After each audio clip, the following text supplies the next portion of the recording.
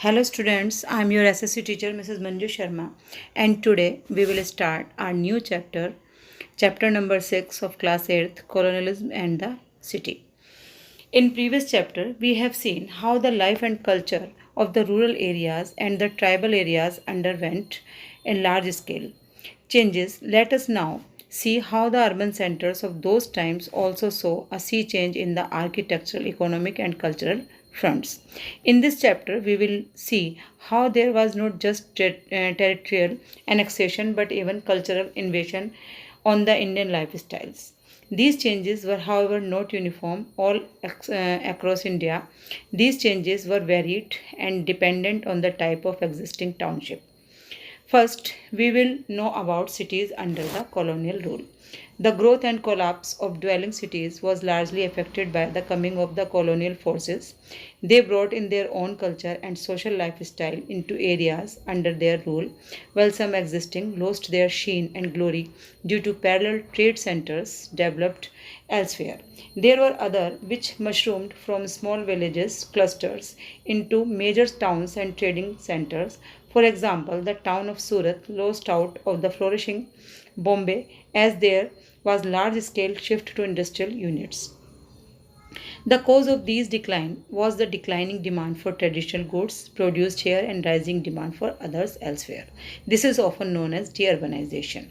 The British had developed their trading centers of Mumbai, Kolkata, and Chennai as presidency, which meant centers of power created with the purpose of having ease in the governance of area around them. Means they developed different type of cities according to their convenience. Now we will know about the development urbanization under colonial rule. The colonial rule brought about many changes in the pattern of the governance and physical development of towns and cities. This was stimulated by the coming in of technology and improvement of infrastructure. Many roads were constructed, railway lines laid down, which made commuting easier. Although the primary aim of the British was to able to move goods from various parts of India to the ports and on to United Kingdom by ships, but such developments also brought about changes in the lifestyle and social order in our country. And the development of port cities. The colonial powers, especially the British, identified and developed port which were convenient centers for trading and unloading the cargo from ships. These ports became their first and foremost hubs of trading activities with warehouses, marketing places, as well as residential areas for their agents. All these thus developed into township. The major ports converted by them into their township were Calcutta, Madras, and Bombay. Similarly, the French development Pondicherry as a port town. The city of Calcutta.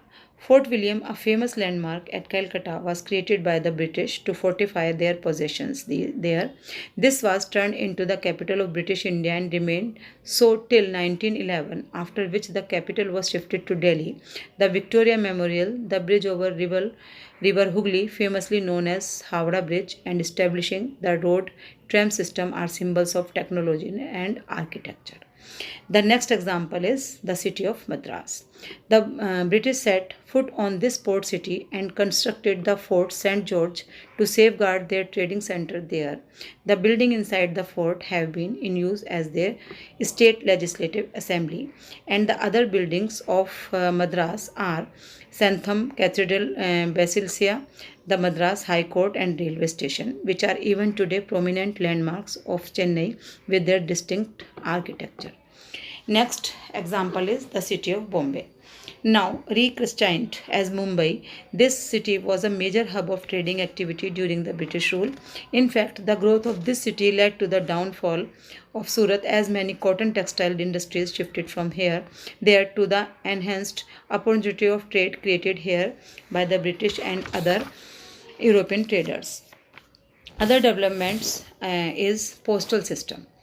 Another development work of the British was the introduction of the postal system. The postal service was first opened to the public in 1774 by the then Governor General Warren Hastings. Although some form of postal system existing since 1764, but that was mainly for the mails between different functionaries of the East India Company. The next development is railway. One of the major development which came about was the introduction of railway. They brought in the technology from the United Kingdom and constructed railway lines, railway stations, and also brought in railway engines and coaches. The planning had begun as early as 1832, and the first railway operated in 1853 from Boribandar, Bombay to Thane, which is 34 km away. The next development which we have seen is the hill stations. The British had developed many hill stations like Shimla, Mussoorie, Shillong, Darjeeling, Ooty. They ventured to these places in search of cooler climate as they hailed from much colder region of Great Britain. They made some of these places their summer capitals.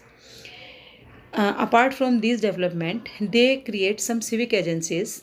The growth of cities came along with the governing and administrating bodies like municipalities, town areas, committees, port trusts, cantonment boards, public work department, and such agencies were brought about to develop water supply and drainage system and provide public amenities like street lights and playgrounds.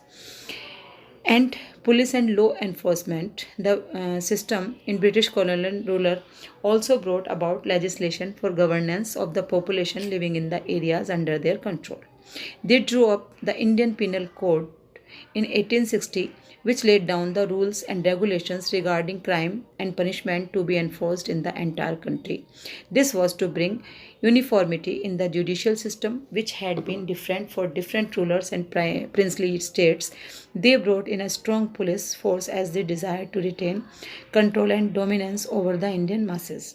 So, students, now we have learned that there were so many changes in our city, in our postal system, in railways, in hill station, civic agencies during the British period. In next chapter, we will learn about various development which Britishers made in our country. So now, goodbye, students.